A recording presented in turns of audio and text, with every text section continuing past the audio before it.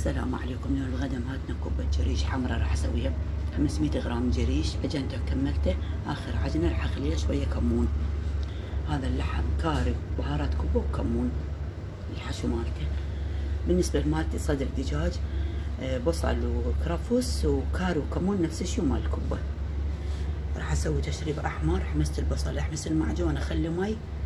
بالنسبه للبهارات كاري كمون، بهارات عثمانيه ما مطحونه، قرنفل وماجي. هذا التشريب جهز، وهاي كبة اللحم لأن كل وحدة على جهة راح اسويها حتى نعرفها. هاي بهالصورة صارت كبة اللحم.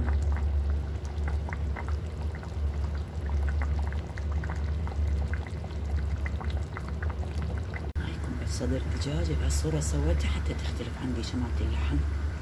هذا غدانا كمان.